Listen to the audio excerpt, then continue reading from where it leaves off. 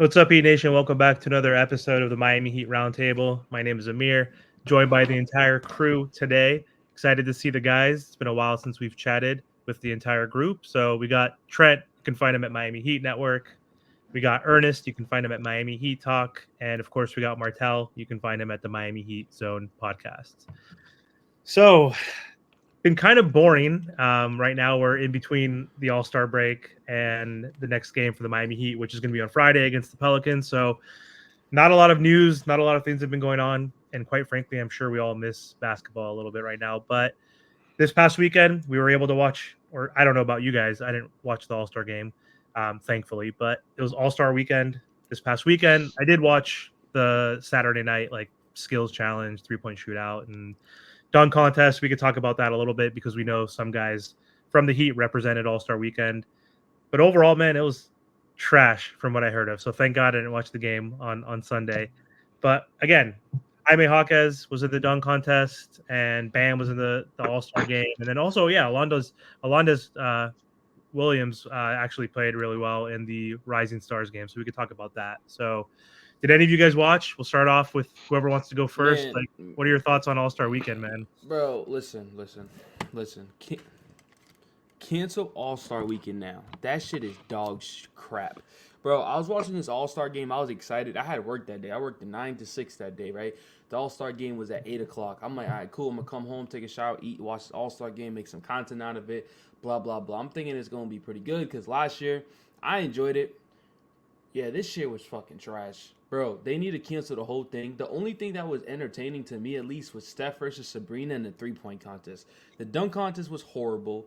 And then Jaime, Wow, you said it right real quick. Hold on a I second. yeah. I've been I think that's the practicing. first time you ever said it right. Listen, Jaime, him dunking over Shaq wasn't big enough just because of the fact that he's taller. So if Matt McClung dunks over Shaq, it's the end of the world because he's a smaller piece, and that's why I don't like big people. Like, well, I won't say big people, but you get it. Like the hype in the crowd is not going to be as hyped as Matt McClung dunks over Shaq because Mac McClung's like 4 feet and then Jaime is like 6'7". You see what I'm saying? So the dunk contest is always gonna be trash. They put Jaylen Brown in the finals when he should have been in the finals. The dude was horrible. I get it, it's Horrible. just the star power and stuff like that. So All Star Weekend was terrible. Doc Rivers is a terrible head coach. The dude's a terrible head coach in the All-Star game, which I never knew because you have 15 superstar players and somehow you're still horrible as a coach. That doesn't make sense to me. Dude, and then when Bam gets the ball, when Bam got on the court, he made a tweet like, yo, they really don't be passing the ball. They give my man Bam the opportunity or chance to do anything. But the only thing that I let my Martell and Ernest talk about it was the Dame and Bam situation. I think that's the only thing that really came out interesting coming out of All Star Weekend. So yeah. Just to put my 2 cents on it, I'm gonna tell y'all with the dunk contest why Mac McClung won, and respect is given to him. How much money were all those three other guys making? Jaime Jaquez making 3.8 mil. Tobin, I think, is making around 2 mil. Jaylen Brown got the biggest contract in NBA history, while Mac McClung is making only $150,000 this season with the G League team. Homeboy needed to win that dunk contest to get that money and to get the exposure. So congrats for Mac McClung. I agree with Trent. The dunk contest is not the way that it used to be. I grew up in the 90s and in the early 2000s. I no need to say more. The last awesome dunk contest I remember was 2016. With Aaron Gordon against Zach LaVine. I know Derrick Jones Jr. and Eric Gordon had a really good one in 2020 also, but 2016 was the best one recently. Moving to the All-Star game, I have a great idea for the All-Star game. The reason why the All-Star game sucks donkey dick is because there's no incentive like the NFL Pro Bowl. I don't even know if you guys know this or not. I don't know if they still do this because I don't really follow the sport that much. But I remember in the 90s and the early 2000s, I watched me a lot of baseball because the Florida Marlins was ripping ass. And I remember in the All-Star games you have the home run derby, but then you have the All-Star game. And the winner of the All-Star game gets home court advantage for the World Series. If the NBA were to change the All-Star weekend to whoever wins the All-Star game, East or West, that's who get home court's advantage in the NBA Finals. You do that, and I swear to God, we're going to have a different All-Star game every year. But they're not going to do that in the NBA because it's all about seeding. It's not fair. Like, for example, if Miami makes the NBA Finals as an 8th seed last year, and then we did the All-Star weekend the way I'm saying it, Miami would have home court advantage over Denver. So I know people would lose their fucking minds doing something like that. But if you want to make the All-Star game better, give it some incentive. Yeah, I don't know if that would work also in general because most of those players are not going to be in the finals. So most of those players that like are not going to have to try as hard because they're like, hey, we're not going to make it to the finals. So it's only going to, but it will impact a few players like Jaylen Brown, Tatum, and a few other Embiid, whoever. Like those guys want to try for it because they are contenders. But everybody's going to want to make the finals. You're supposed to want to make the finals. I mean, if you're trying to give people money for winning the All-Star game, it's not going to be nowhere near their salary. So that was my point. Yeah, money won't make sense for these guys because they're the greatest players and they make the most money. Like, right? The worst all-star is making, $40 million a year. Like, it's like, what, you're going to give me $1 million? Like, they don't care.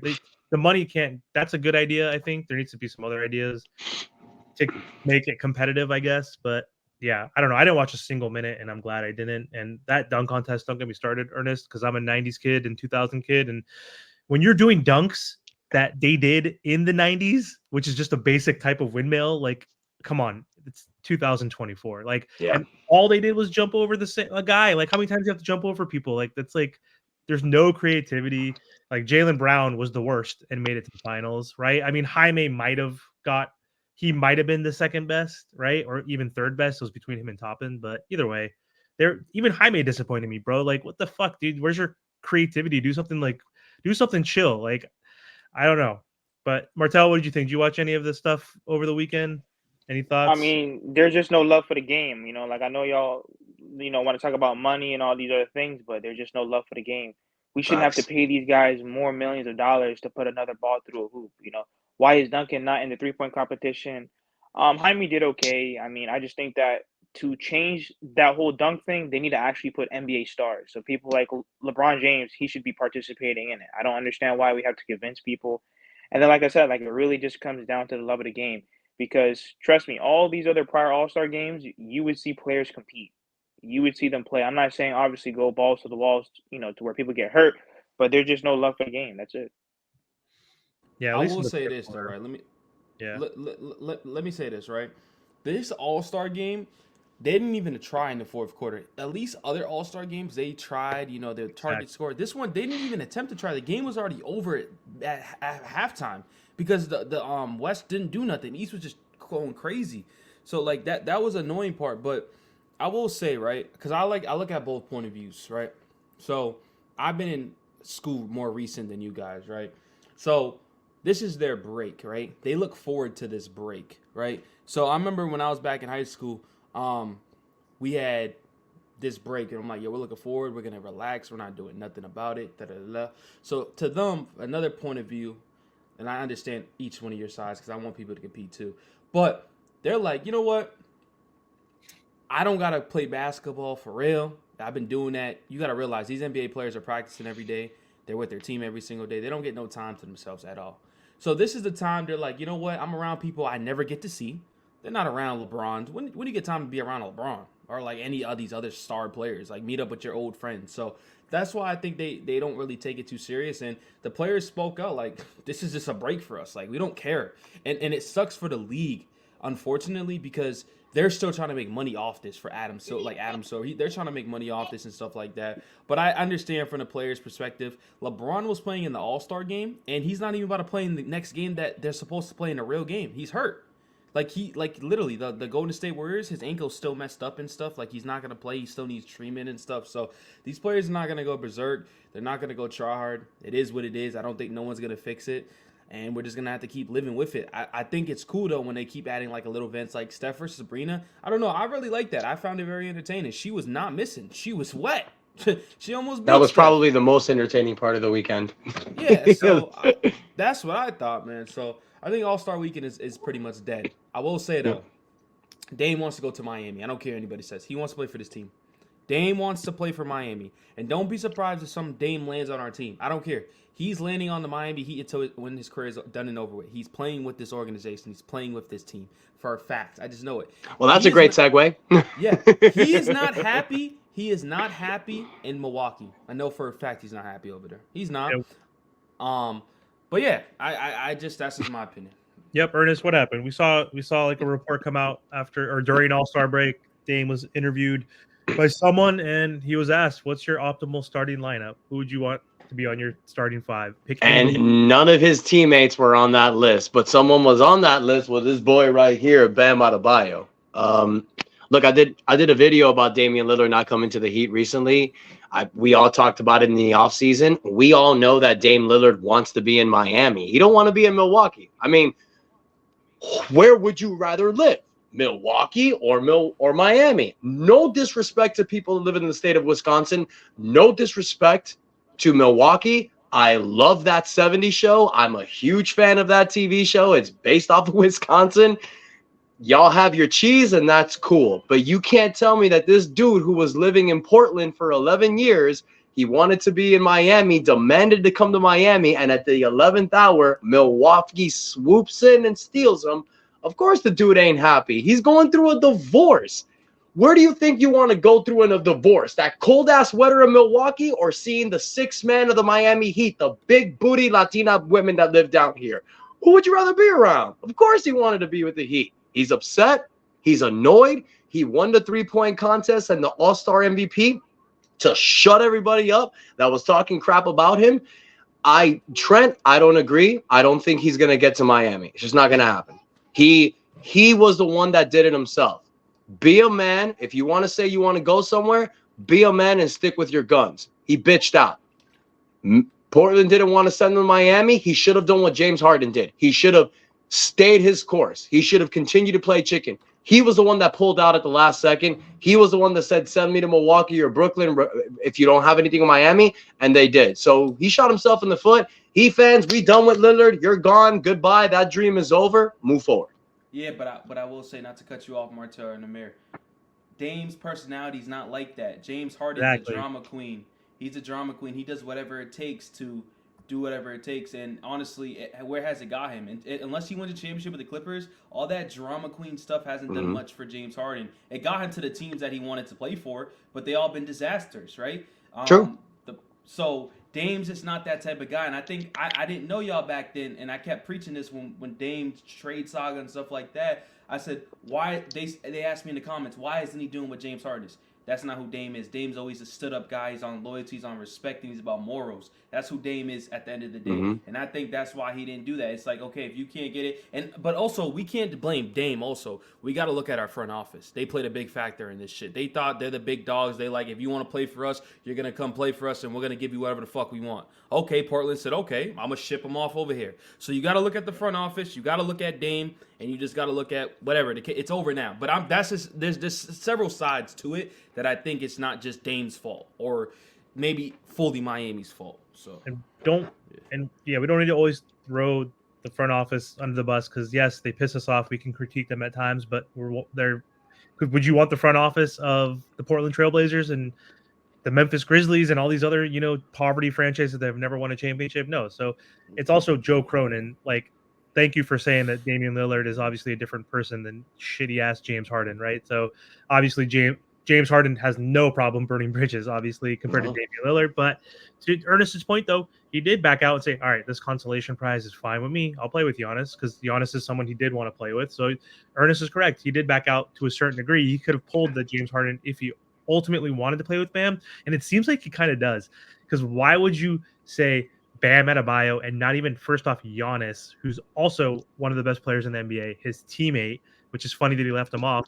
But he also left off other players that are better than Bam by a mile. He left off Embiid. He left off the Joker. It's just interesting that he keeps saying that. Is he that tight with his boy that he just wants to say Bam Adebayo? Like, it's really interesting, right? So to Ernest's point, I don't know if he can get to the Miami Heat at this point because he is 34, going to be 35. It might have been too late at this point, right? It might be too late. This was the perfect year, and it all messed up. And, yeah, Dame, to your point, Ernest, showed out like, hey, I might be messing up right now, but it's a team game. It's the Milwaukee Yep. Bucks. It's not just me. There's injuries. There's coaching shit, and like he did say, hey, look, I could still shoot. I could still dominate against the best, even though that wasn't a real game. But anyway, let's switch gears out of the All-Star. Martel, what you think? Yeah, we didn't hear from Martel. That's a good Man, listen, it's all foolery. Like at the end of the day, Dame should have stuck to his word just a little bit longer. Like I think, like if he would have done that, we would have been okay. But I don't really even think we need Dame. You know what I mean? Because Dame he had multiple chances to leave Portland like in the past, and he didn't. For sure. So you know what I mean? I just think that we don't really need Dame. I think the biggest thing, which we all know, is just size and rebounding. That's what this Miami Heat team really needs. But other than that, I don't think that we need Dame going forward. I think we could have used Dame. We could have used Dame. It would have been great. Used him. Yeah. It would have been great, but I'm not gonna cry about it because think about it. Yeah. His defense has dropped off tremendously, and to be honest, yeah, he's had decent moments like in the playoffs, but other than that, and he's had pretty good teams in Portland. Like I know that we like to trash him, but he's had pretty good teams in Portland, and they were up on a lot of series versus the Golden State Warriors. So, like I said, I'd rather rock with the team that we have. It's a shame that we can't get certain players, but that's just the politics of the NBA. It is what it is. Hey, I would say this though. Let me tell you something real quick, and I want to bring this segment up real quick. Spo, I think we got to talk about Spo real quick, dog. I think I call him the greatest coach. I think he's great, but bro, Spo's actually low-key holding us back, and I wanted to talk to you guys. He's holding us back in some senses. No one wants to talk about it, but he is. Mm-hmm. What Ethan told me what told me.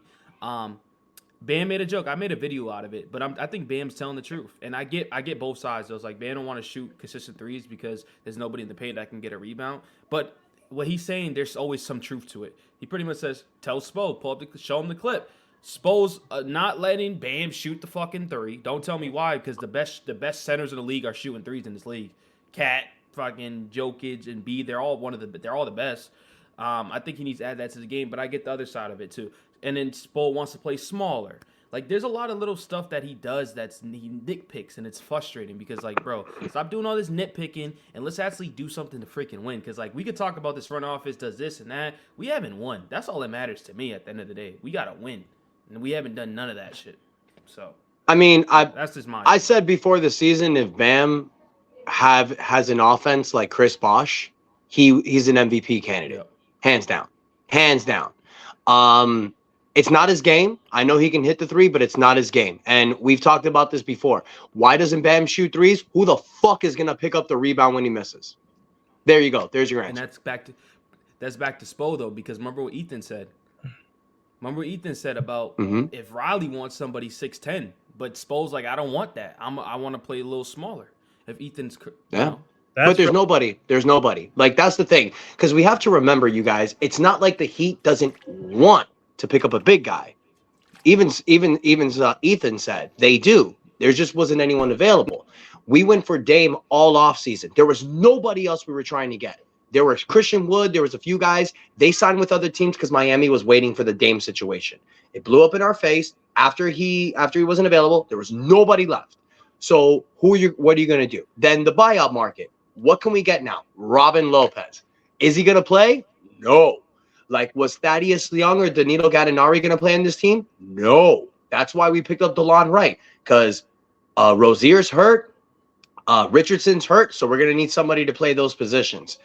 I just feel that it's not like Spo doesn't want a big guy. I'm sure he'll play a big guy down there if the guy is good enough. We just don't have it. Thomas Bryant, he got minutes earlier this season, but he sucks defensively. And Spo, he likes guys he likes playing the small ball, but he likes guys that are centered around defense. That's why you see Highsmith play a lot. That's why you see Martin play a lot. I just feel that I think Bam can shoot threes. I agree with you, Trent. It's just there's nobody that's going to grab the rebound, honestly. Ernest, let me tell you something. Denver, my fault, Amir, but the Denver Nuggets just recently just won a championship. They weren't known as the great defenders on their team. They just whooped their ass. They had better offensive players than us. Look at their whole starting lineup: Jamal Murray, Michael Porter Jr., Aaron Gordon, Jokic. Everybody could score. Bruce Brown.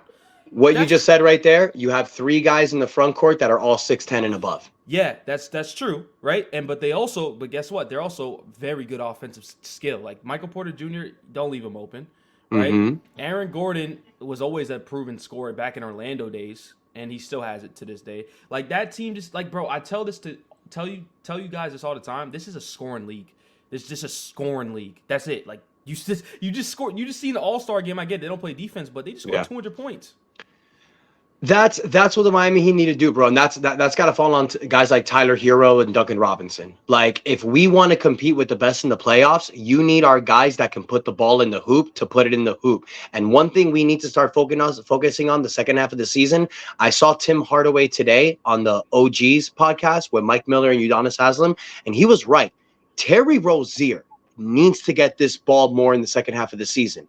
They need to give Rozier more of a focal point on offense, because Tim Hardaway was right. If you center the offense around Rozier and you allow Tyler to do his 20 to 30 and get Duncan his shots, it's going to allow the pressure to come off of Jimmy. Now Jimmy can focus on being who he is, the best two-way player in the NBA, the best defensive wing in the NBA, and in the fourth quarter, the guy that'll break hearts. You let Bam do what he does. But when I heard Tim Hardaway say that today, I'm like, damn, that's a really good point.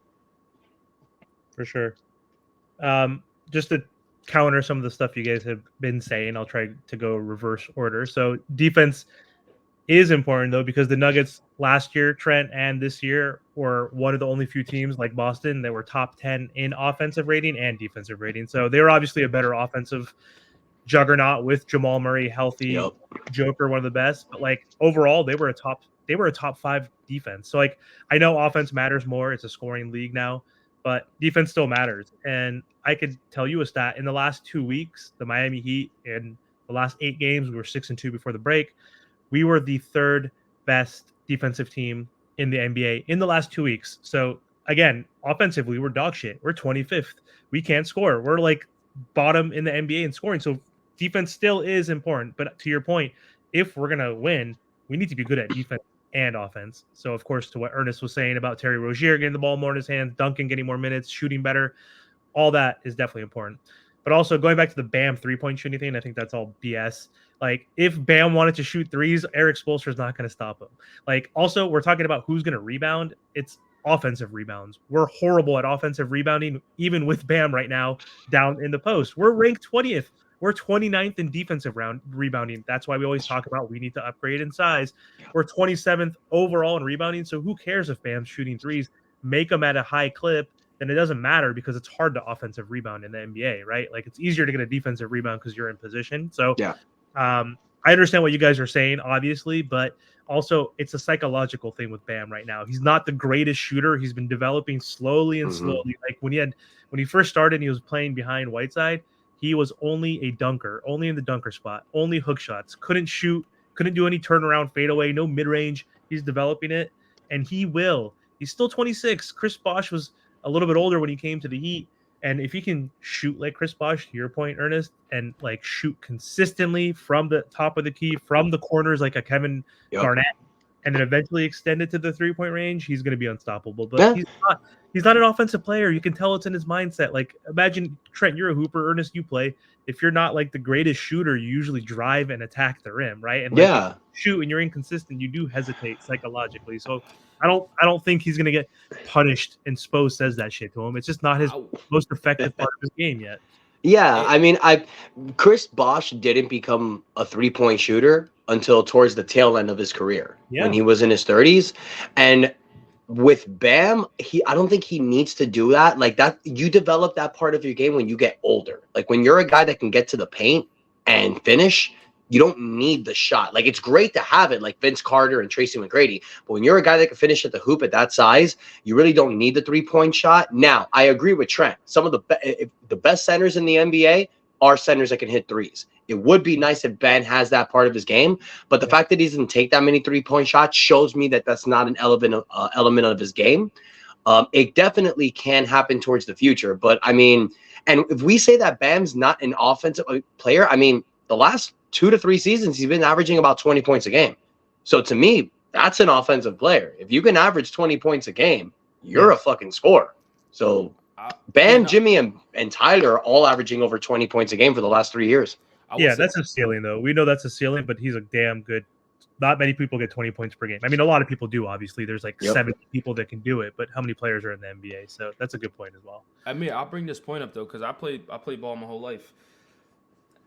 for you to get it better, you have to work on your game. So you're telling me each off season he's not working on that and then brings it to the court? That's my problem. That's the problem that I have with I couldn't use my left hand, right? So first year, I'm using straight right hand. Oh, the next year I come back, I'm using my left hand. I'm not going to use it during the off season and go into the games and be like, I'm not going to use it. No. So like I said, it is more a Bam and thing, but I do think Spo will be like, but yeah. That's the weirdest shit though. It's like a psychological thing. You have to give credibility to defense because these are the most elite players on earth. Rajon Rondo, you think he's not in the gym? That guy is an NBA champion. That guy's passionate. You think Rondo wasn't working on threes? You think Draymond, who's doing insane? I can't believe he's shooting in the 40s consistently right now. But you think Draymond's not playing with the Splash Brothers in his career, trying to get better? You know, Russell Westbrook, Ben Simmons, even like these guys.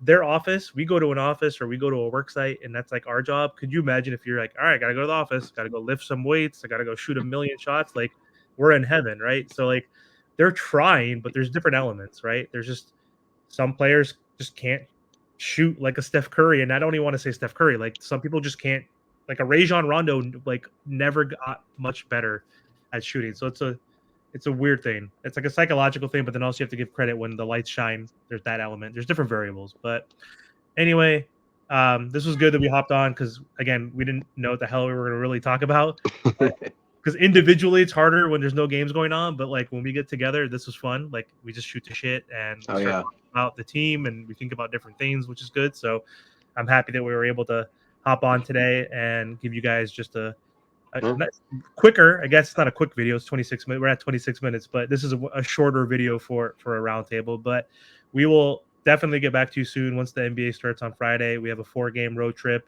that's going to be super important, playing against the Pelicans, the Kings, the Nuggets, and the Trailblazers. So tough one.